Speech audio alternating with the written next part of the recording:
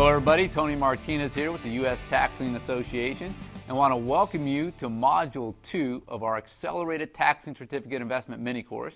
I'm here with my business partner again, Mr. Sean Higgins. How's everyone doing? And today what we're going to be talking to you about is the tax lien certificate investment process and exactly how the money gets put into your pocket. Absolutely. There's really only a couple of things that can happen in this, but you have always three people involved in this. You've got the county, you've got the property, and you've got you and I, the investor. Okay, for this example, we're going to use a property, Tony, let's say that has a fair market value of, say, $150,000.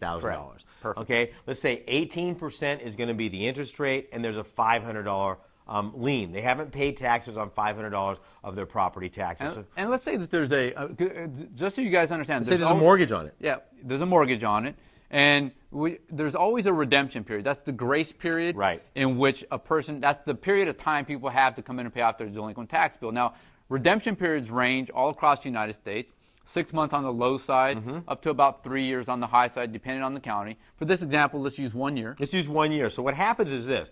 Once the property owner has been delinquent 1 year with the county, now the county will offer those up to people like you and I. And in this case scenario, we put up the $500 to the county. Now remember, the county is your workhorse. They're going to do about 90% of the work for you. In return for putting up this money, they're going to hand you a certificate. It's going to go on file down at the county courthouse. Right. And in this particular scenario, it's going to be paying 18%. Now the redemption period comes in that Tony was talking about earlier. In this case, we picked 1 year, right? Yeah. So that property owner would have 1 year to come in and pay off those delinquent taxes plus the 18%. Here's what's important as well. That 18% penalty, that 18% interest has already been added to the property owner's tax bill. So that money is already there. Whether we buy the tax lien or not, it exists. That 18% gets put onto their tax bill. So we're not causing you're not creating something to happen as an investor. It's already there. Right. The county needs that money like we've established in the first module. Right. Schools, bridges, fire departments, et cetera, et cetera. Right. So they're willing to give that up to the investor and when the property owner pays. Right. So the property owner pays the county. The county, now this is where it gets really fun. Once the county gets this money, they can't drag their feet. This isn't some government bureaucracy that gets around to it when they feel like it. They've got to cut you or me or whoever the investor is a check for the full investment, in this case $500, plus 18% within 5 to 10 business days. Now think about it. You're making 18% on your money. What are the banks paying right now, Tony? About 1%. Exactly. About 1%. I don't even know the math on there. 1,200%. It's so much higher. It's unbelievable. Now that's all fine and dandy if the property owner comes in. Okay, so they paid it, you got your money, everybody's happy. The second scenario, and the only other scenario, is if they didn't come in within that 1 year amount of time. Right. And Tony, why don't you explain that? If they don't come in within the prescribed amount of time, what happens at that point? Yeah, so all you do is this. Remember, the county government is your workhorse. Up until this point, they do everything. They handle processing all the paperwork. They handle all of the accounting. They handle all of the notification. So what you're going to do is you're going to contact the county. You're going to let them know that the redemption period on your tax lien certificate has expired. Right? And what the county government's going to do is they're going to take that tax lien certificate and that property through a judicial process, what we call a property tax foreclosure. It's a legal procedure, and they do the legal procedure by the law of that particular state. And what happens is this. In that process, the county government is, by law, has to send out certified letters to all the other lien holders, giving them an additional 60-day window in which to come in and satisfy that tax lien. Now, make no mistake about it, once those certified letters go out... Now wait, let's explain who has got anybody that's got a financial interest in that property, right, Tony? First position lien, the bank. Second lien holder, a mechanics lien. Anybody that's got a financial interest in that property would be obligated to get notified by the county. Exactly. And make no mistake about it, let's say 6 certified letters get mailed out, and let's say no one responds to the letter. What happens is this. By law, when that foreclosure process is complete, all other liens, junior to the property tax lien, are wiped, clean, and extinguished from the property. And that is the actual law that dictates that. So the mortgage would be wiped clean from the property, and you would own the property free and clear with no mortgage on it for the price of the back taxes, penalties, and the foreclosure process. So think about this. In this case scenario, we picked $150,000, right? Right. $150,000 property, $500 in back taxes. Let's say for this example that the fees and penalties were another $1,500. $1,500. So for $2,000, you've got yourself a $150,000 property. Is that a good deal? Absolutely. But let's back up for a second. Tony and I aren't here to try to teach you how to buy a $150,000 property for $2,000 in back taxes. Some way, somehow, probably the property owner is going to figure out a way to come up with this. But make no mistake about it. There's no ambiguity. There's no black and white. You either get the property or you get the interest rate. Those are the only two scenarios that can take place in this example. So let's talk about the bank, because that's a big one that comes up all the time. What do you mean the bank can be eliminated? Well, let's get real for a minute. Remember, backtrack just a couple of minutes ago, Tony said that everybody has to get notified by the county or whoever's doing the foreclosure. That would include the bank. Right. Okay, imagine me, the bank, I get this certified letter going, oh, wow, we've got this mortgage on this property, and they're being foreclosed on for delinquent taxes. They know how the law reads. They know they're in second position to a tax lien, and that they have the legal right to do this. So the two things are going to happen. They're going to call the property owner up and say, hey, what happened? What's going on? They were on vacation. They didn't know about it. They slipped their mind. Whatever the case might be, if the property owner didn't even have the money to protect their mortgage on this property, the bank's probably going to come down to the county to pay off the delinquent taxes plus the interest rate. Let me ask you this question. Do you care where the money comes from? Right. No.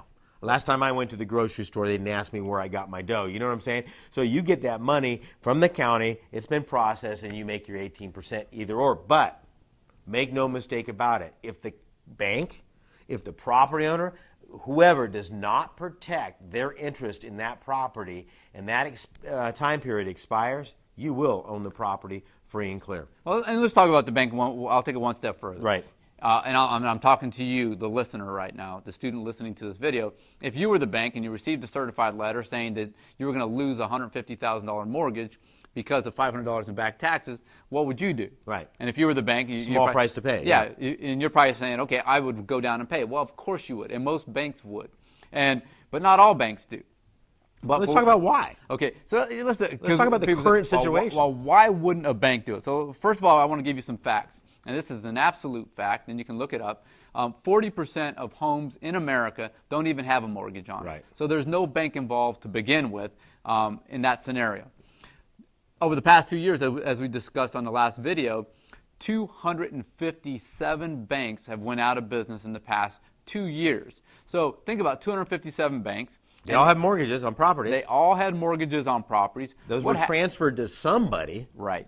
So what happens to all of those? Right. So that is a fact that what we've seen over the past couple of years, we've seen more properties with bank mortgages get acquired because of that scenario. Then what you also have to remember is this. Right now, as I'm speaking to you, banks have the highest level of bank-owned property inventories in the history of the United States. The question is, are all banks keeping track of all of the records of every delinquent property in their inventories right now? My guess is no. Probably not. And here's another thing, folks. Listen, there's two scenarios we're going to be teaching you this, okay? Just so we can wrap this up, and we're going to get to tomorrow's module here, is this. You know, if the bank is on there and they don't protect themselves, they go away. Right. Why?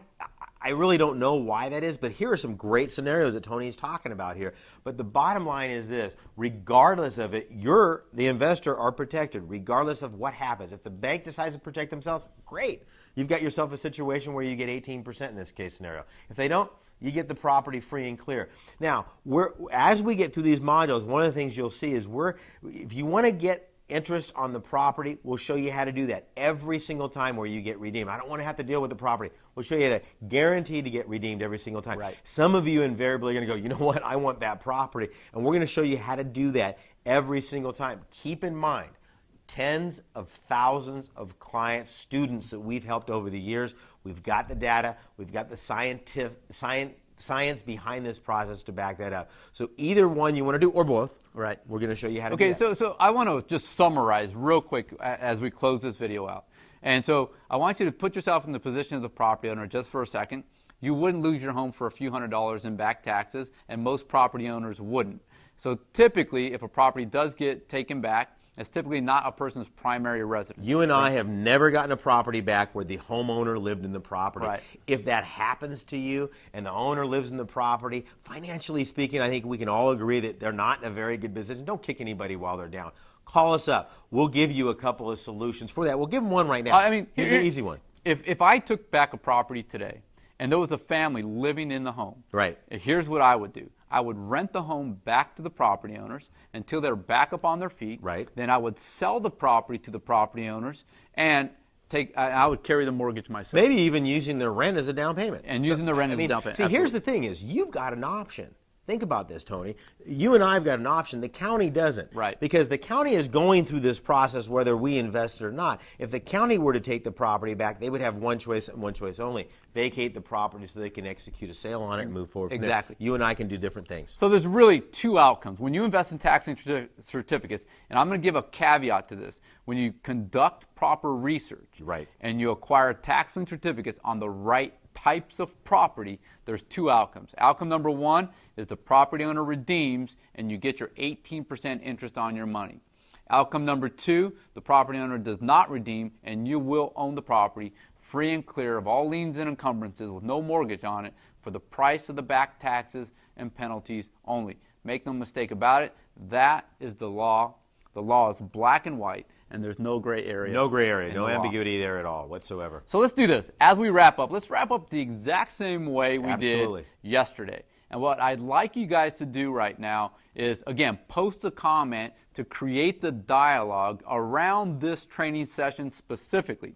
So here's what we'd like you to post, is what's the greatest takeaway you got from today's training session? What's the greatest lesson you learned, the most valuable point you got out of today's training session? Right. Post it in the comments section. Let's create a dialogue around that. And then secondly, based upon today's training session. What kind of questions do you have? Yeah, exactly. What are you going, wait a second, I get this, but I don't get that. Whatever it might be. You know, again, try to keep it pithy, try to keep it tight, one sentence or what have you. That's the second time you've used that. You used that yesterday and you used it today. It's a big word. I just looked it up in the dictionary. I don't know what pithy is, and I don't think they do either. And keep your sentences very short.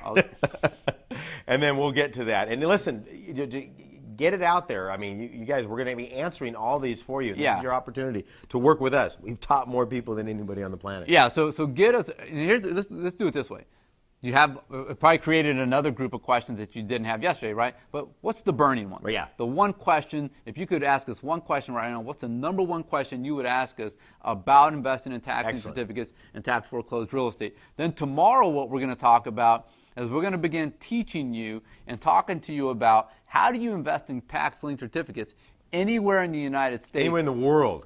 Without having to leave the comfort of your own home. How do you do it right from your kitchen table? Excellent. So with that, this is Tony Martinez. Sean Higgins saying good day and good luck. See you tomorrow.